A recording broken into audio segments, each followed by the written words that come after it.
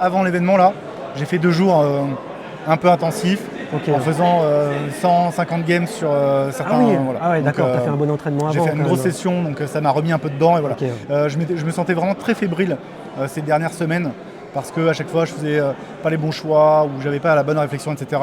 Là j'ai repris un peu et je sens tout de suite que c'est re-up pas mal. Bon, Moi j'adore ça. bah Donc oui. voilà. Je pense que c'est le plus grand passionné français de l'Orcana. Ouais, Le plus grand. franchement, peut-être.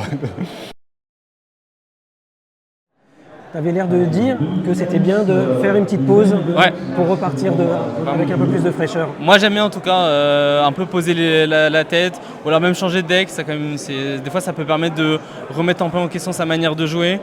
Parce que des fois à faire des games sur le même deck, on prend des bons automatismes mais aussi des fois des mauvais automatismes. D'accord. Et du coup je pense que refresh un peu la tête sur d'autres bicolorités ou juste histoire de s'amuser un peu avec un peu autre chose, des fois ça peut faire du bien de... Moi ça marche pour moi, c'est ce que je conseille un peu.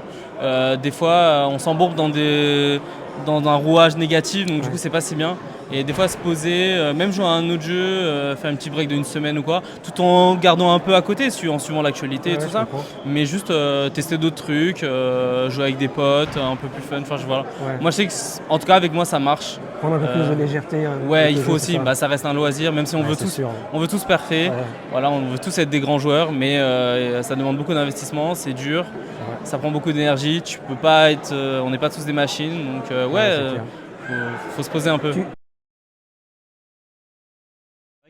Tous les tournois que j'ai fait en 2025-2026, j'ai topé à tous les tournois que j'ai fait.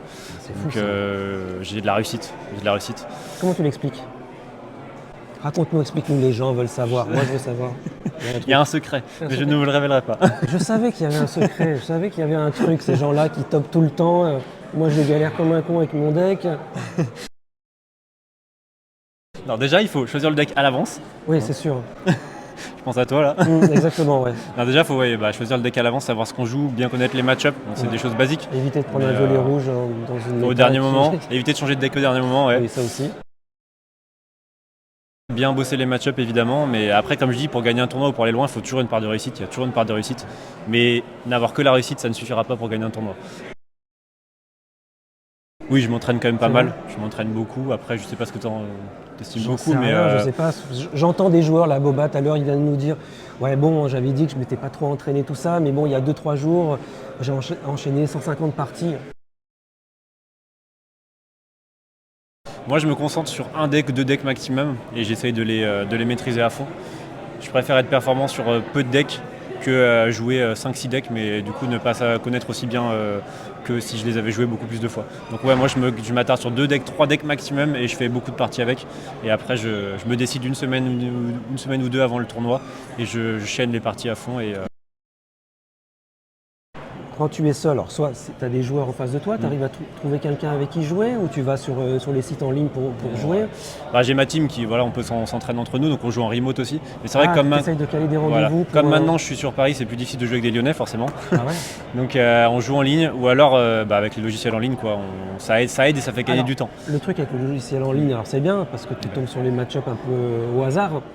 Mais si tu as envie de travailler sur un deck particulier, tu sais pas trop sur qui tu vas tomber. Si tu as envie de travailler sur un deck particulier, il n'y a rien de nouveau justement d'être dans une team et de demander à quelqu'un, joue ce deck contre moi. Et il n'y a que comme ça qu'on progressera et qu'on aura des automatismes. Parce que comme tu dis, jouer contre des decks au hasard, à part d'enchaîner 200, 300 games, là tu auras un panel. Mais en plus, tu sais pas contre qui tu tombes, tu sais pas comment il joue. Exactement. Donc tu peux très bien gagner contre un mec, tu te dis c'est bon, mon deck le gère, alors qu'en fait en face c'était un peintre quoi. Donc c'est sûr. Donc il y a ça aussi. Mais du coup, il faut que un de tes joueurs de la team soit bon joueur dans ce deck quand même. Il faut que chacun ait une spécialité en fait, je pense que c'est le mieux, chacun maîtrise bien un deck et on joue contre un spécialiste du deck et là ça nous permet à force d'établir des lignes de play. Et le joueur en face de toi te dit en général, quand tu poses cette carte-là, je galère. Voilà. Donc toi, tu essaies de dire. Et puis jouer avec main visible aussi, de jouer ou de revoir ses parties aussi, c'est super intéressant. Revoir ses parties et revoir quelle erreur on a fait, parce que dans toutes les parties, on fait des erreurs sans s'en rendre compte. Et donc il ne faut pas aussi que s'attarder sur l'adversaire a eu de la chance. Il y a aussi, faut regarder ses parties et ses propres plays aussi.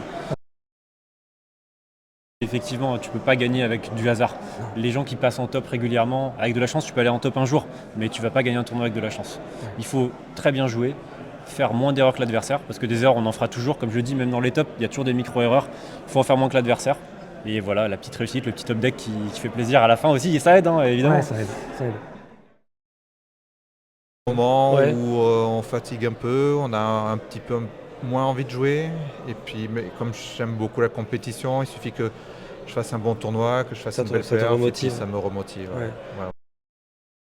Faut juste, si faire une pause, ça s'avère nécessaire, il faut le faire, hein, parce que des fois, on fait une petite pause, puis on se rend compte que le jeu nous manque et on revient avec encore plus d'appétit. Ah ouais, d'accord. Donc, ouais, des fois, au lieu de se forcer, il vaut mieux arrêter un petit peu, dire au revoir et pas adieu, Mhm. et revenir avec plus d'envie et souvent avec du coup un meilleur niveau.